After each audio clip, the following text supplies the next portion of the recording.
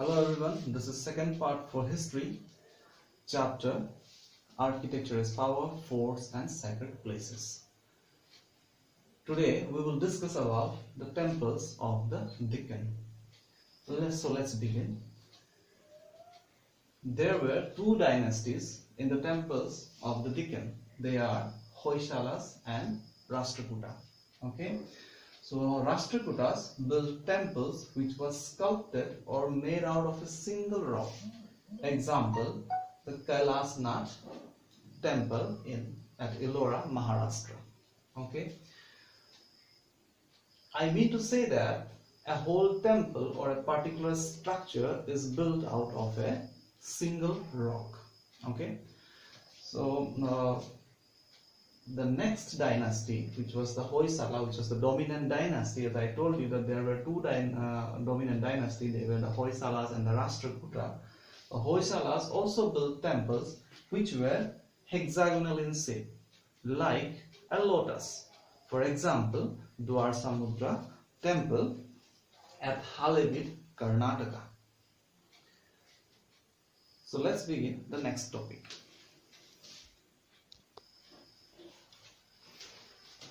The next topic is the South Indian temples. The South Indian temples follow the Dravidian styles. The Dravidian style has certain characteristics. They are, number one, the Vimana. Okay, the Vimana, that means the Sikhara in the Nagara style of temples. Vimana, a high pyramidal tower with several stories in it.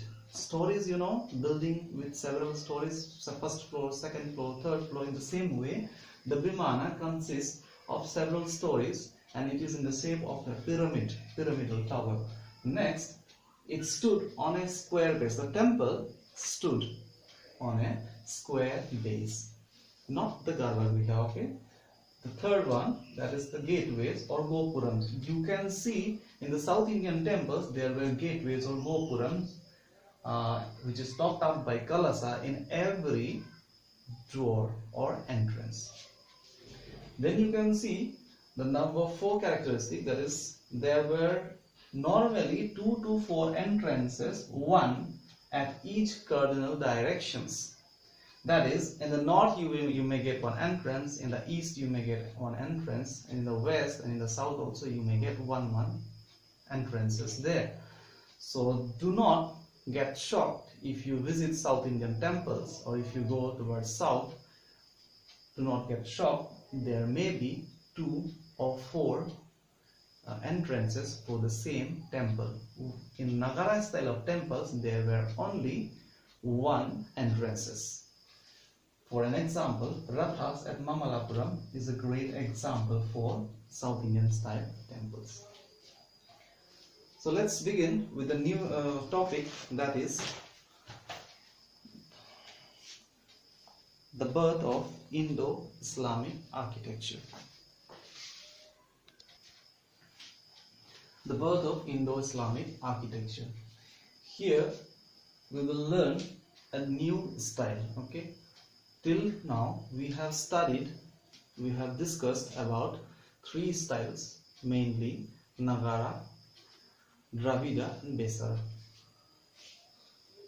Now it's a completely new style, that is the Indo-Islamic architecture.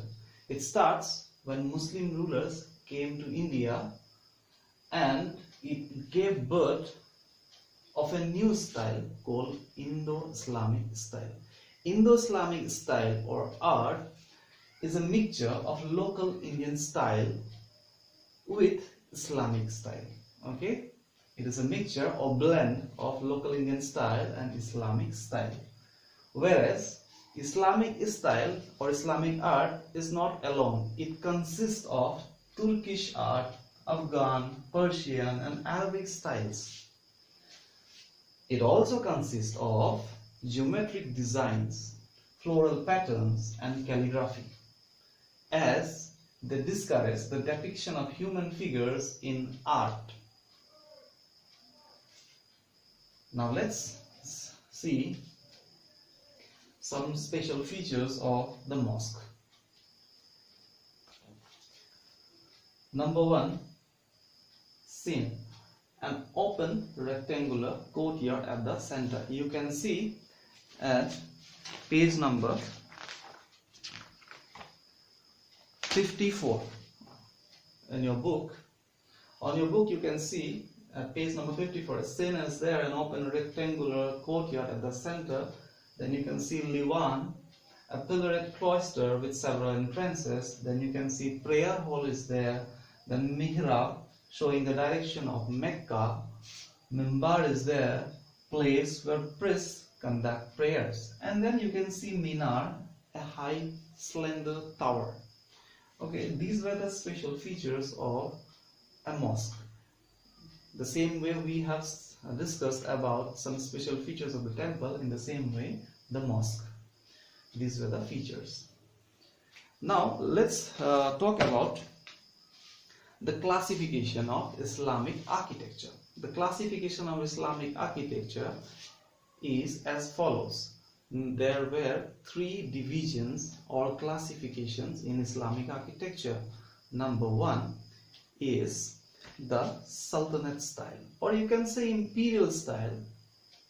Number 2 is the provincial architecture or provincial style, and number 3 is the Mughal style. So let's begin with the Sultanate period. The Sultanate period. During the Sultanate period, Qutbuddin Aibak built the Quwwatul Islam Mosque in Delhi and Dhaidin Ka Jhopda in Ajmer. Okay, so these buildings within this period, during the Sultanate period, these buildings were a mix of Indian and Islamic designs. Like the lotus and the wheel belongs to the Indian tradition or Indian style, whereas the intricate geometric patterns and calligraphy belongs to Islamic in nature or belongs to Islam. We can take examples of Alai Darwaja and Alai Minar by Alauddin Khilji, which were great architectural examples built during this Sultanate period. Now let's begin with the provincial style. The provincial style of architecture here reveals more local influences instead of the Delhi Sultanate style. Okay, in the provincial style we can see architecture reveals more local influences. We can see in Bengal the massive wall, the convex roofs coming out of, and domes, eye-type structure. Okay, convex means eye-type structure, roofs, convex roofs, and domes combined with fine, delicate designs. Example: Adina Masjid and Dakhil Darwaja in Bengal. In Gujarat, a combination of Hindu and Muslim styles of architecture can be seen, like the Gol Gumbaj, the largest dome in India and one of the largest dome in the world, Gol Gumbaj.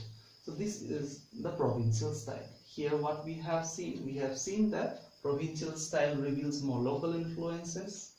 In Bengal, architecture built were of massive walls and convex roofs, and domes can also be seen with fine delicate designs. The examples were given there. Gujarat also we can see Hindu and Muslim combination architecture like Gol Gumbaj. Gol Gumbaj, the dome was Muslim, whereas the designs and all were Hindu. Gol Gumbaj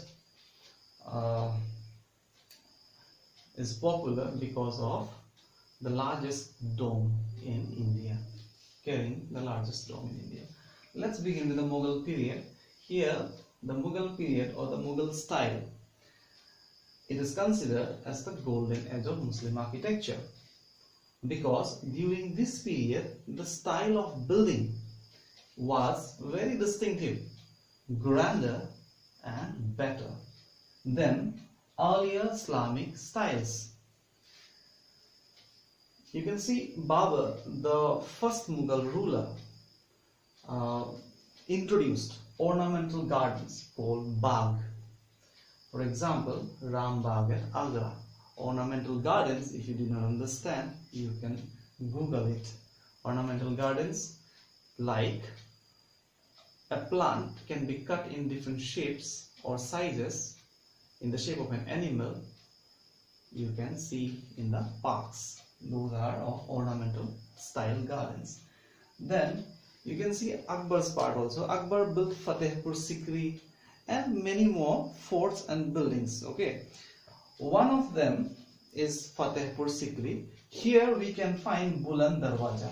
Buland Darwaja was built to commemorate or to celebrate the winning, celebrate the winning or Akbar's victory over Gujarat, or you can say over the Deccan. Buland Darwaja was built to celebrate Akbar's victory over the Deccan, or you can say Gujarat. So let's start the last, that is the case study of Shah Jahan. Shah Jahan's case study during his long rule of Shah Jahan's long rule, Mughal architecture reached its peak. That means Shah Jahan built many more different types of distinctive styles of architecture or buildings. He used extravagant and costly decorations. He used extravagant and costly decorations. Next is a distinctive features of fine inlay work known as Parchinkari and Pitradura were used in his architecture. Next point, he built the Agra Fort, Taj Mahal, Moti Masjid and many more. So regarding the Taj Mahal, the Red Fort, the Agra forts and all, you can see in the case study. And you have to submit your question answers in my WhatsApp account if you have already finished writing the textual questions. Thank you for keeping patience while watching my video. Have a good day. Bye-bye.